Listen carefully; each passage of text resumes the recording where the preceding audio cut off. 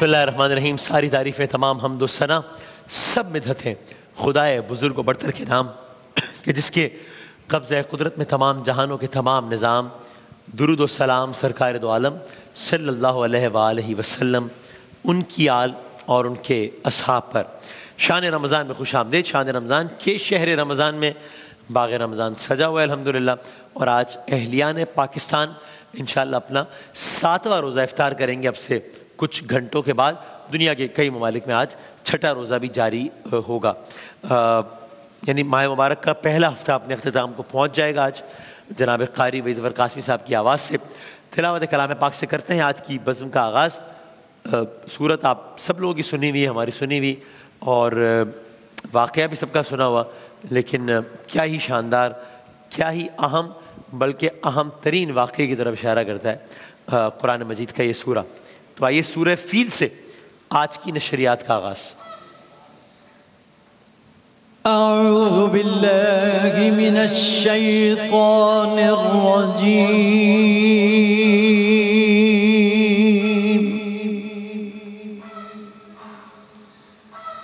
بسم اللہ الرحمن الرحیم.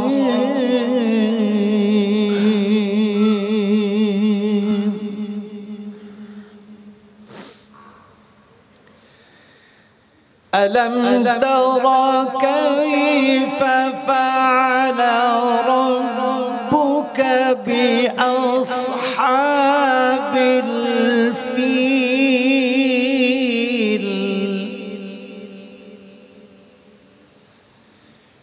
ألم يجعل كيدهم في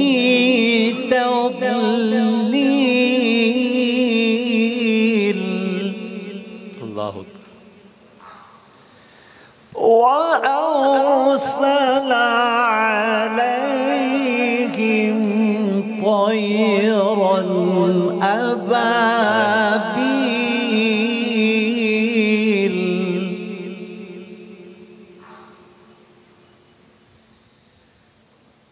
ألم تر كيف فعل ربك بأصحاب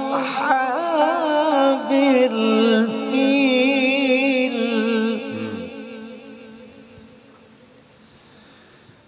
ألم يجعل كيدهم في تضليل.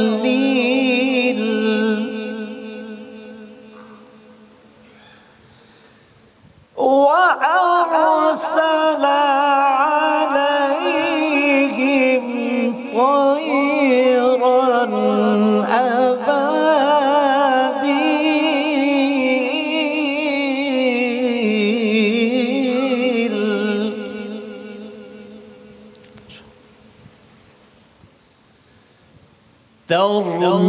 ترميهم بحجارة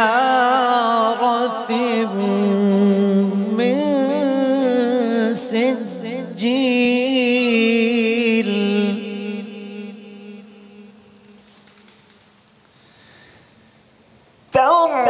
ترميهم بحجارة من سجيل.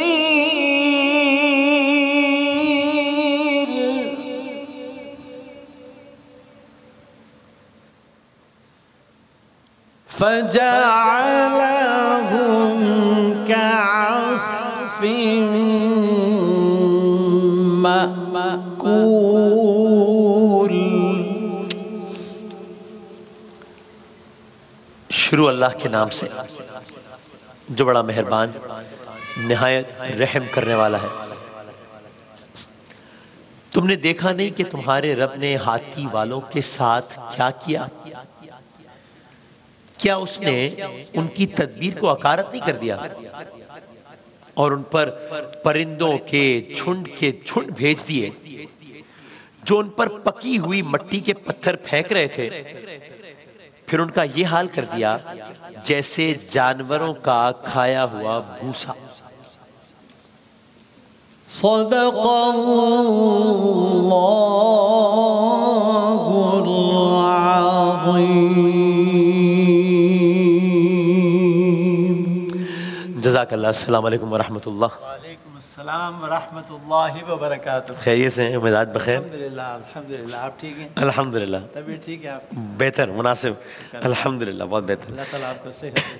جزاک اللہ۔ آپ دعائیں کرتے ہیں اور حوصلہ فرماتے ہیں تو بس بڑی آسانی رہتی ہے اس سے۔ وسیم بھائی آپ کی بڑی ہمت ہے ماشاءاللہ، جزاک اللہ۔ جزاک ٹرانسمیشن آپ سنبھالتے ہیں ماشاءاللہ۔ اللہ تعالیٰ قبول کرے اس آپ کو سلسلہ اور جاری ہمت و رکھے طاقت عطا فرمائے۔ انشاءاللہ الہ آمین۔ جزاک اللہ، بہت نوازش۔ جناب قاری وحید ظفر قاسمی صاحب کی خوبصورت آواز سے، تلاوت کلام پاک سے، سورہ فیل سے آج کی اس نشریات کا آغاز ہوا۔ سورہ فیل ظاہر ہے ایز دا نیم سجیسٹ، ہاتھی، اور اس زمانے کا بادشاہ، اور یہ واقعہ کتنا زیادہ اہم ہے اس کا بھی اندازہ لگائیے اس سے کہ کوئی کچھ اہم اتنے بڑے ایونٹس ہوتے ہیں کہ جن سے کوئی نہ کوئی دن منسوب ہو جاتا ہے۔ یہ اتنا بڑا ایونٹ تھا کہ پورے ایک سمجھ لیجئے کہ ایک نئے سال کی بنیاد بن گیا، یعنی اس کی بنیاد پر اب جو ہے وہ ایک کیلنڈر کہہ لیجئے ایک نئے سال کی بنیاد بن گیا کہ عام الفیل، ہاتھیوں کا سال۔ خود سرکار دو عالم صلی اللہ علیہ وآلہ وسلم اسی سال پیدا ہوئے، یکم عام الفیل، اسی سال پیدا ہوئے۔ تو یہ بادشاہ جس کا نام ابرہہ تھا، سب کا سنا ہوا واقعہ ہے کہ جو بادشاہ تھا ابرہہ، اور جس کی یہ خواہش تھی کہ خانہ خدا کی، خانہ کعبہ کی رونق کم ہو جائے، اس طرف لوگ رجوع نہ کریں، اس طرف لوگ عبادات کے لیے زیادہ مائل نہ ہوں، لیکن ایسا نہ ہو پایا، یہاں تک کہ اس بدبخت نے یہ سوچا، یہ ارادہ کیا کہ نعوذ باللہ اب میں اس مقام کو ہی، خانہ خدا کو ہی، خانہ کعبہ کو ہی ڈھا دوں۔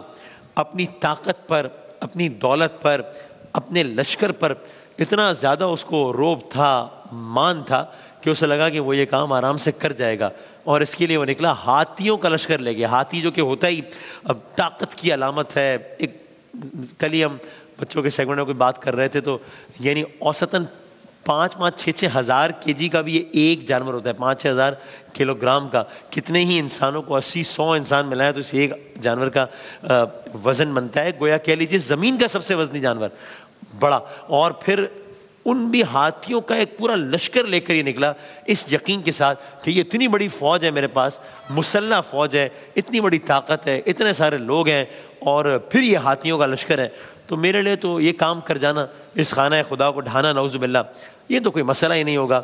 وہ اپنے اس مقصد میں کیا کامیاب ہوا؟ نہیں کامیاب ہوا۔ ناکام تو اس کو ہونا ہی تھا، ناکام تو ہوا، لیکن رب تعالیٰ نے کس انداز سے ناکام کیا یہ بھی کمال ہے، کیا کہنا ہے۔ پرندے کہاں ہاتھی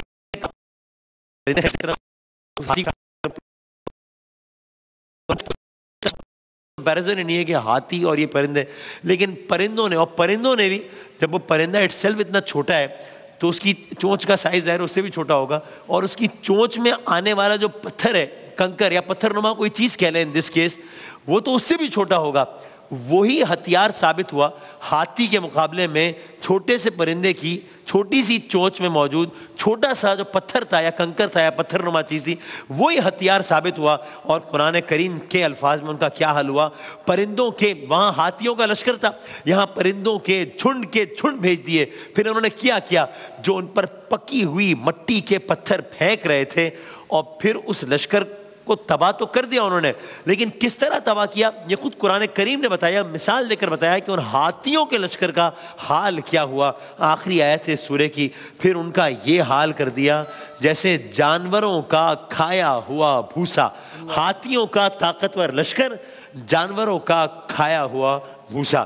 تو یہ سورہ فیل سے آج کی اس نشریات کا آغاز، انشاءاللہ ایک وقفے کے بعد نعت